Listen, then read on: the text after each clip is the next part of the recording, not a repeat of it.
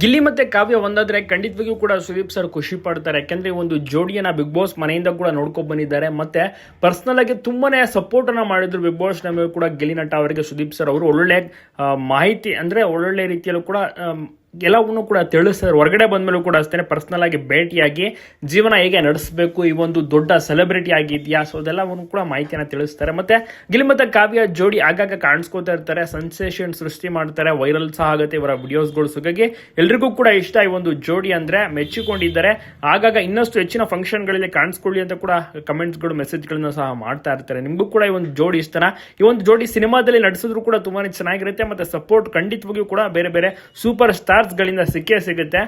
ಜೊತೆಗೆ ಈ ಒಂದು ಜೋಡಿ ಖಂಡಿತ ಒಂದಾಗಲಿ ಅನ್ನುವಂತ ಒಂದು ಬಯಕೆ ಜನರಿಗೂ ಕೂಡ ಇದೆ, ಅಭಿಮಾನಿಗಳಿಗೂ ಕೂಡ ಇದೆ. ಇಫ್ ಇನ್ ಕೇಸ್ ಆ ಥರ ಆದರೆ ಸುದೀಪ್ ಸರ್ ಕೂಡ ದೊಡ್ಡ ಖುಷಿ ಪಡೋದು ಗ್ಯಾರಂಟಿ. ಯಾಕಂದ್ರೆ ಅವರು ಕೂಡ ಒಂದು ದೊಡ್ಡ ಮಾರಲ್ ಸಪೋರ್ಟ್ ಗಿಲ್ಲಿ ಮತ್ತೆ ಕಾವ್ಯಗೆ ಬಹಳಷ್ಟು ರೀತಿಯಲ್ಲೂ ಕೂಡ ಅಷ್ಟೇ ರಿಯಲ್ ಆಗು ಕೂಡ ಇನ್ಸ್ಪೈರ್ ಮಾಡಿದ್ದಾರೆ. ಸುದೀಪ್ ಸರ್ ಅವರು ಶೋನಲ್ಲಿ ಇದ್ದಂಥ ಟೈಮ್ಲೂ ಕೂಡ ತುಂಬಾನೇ ಸಪೋರ್ಟಿವ್ ಮೋಟಿವೇಟ್ ಕೂಡ ಮಾಡಿದ್ದಾರೆ.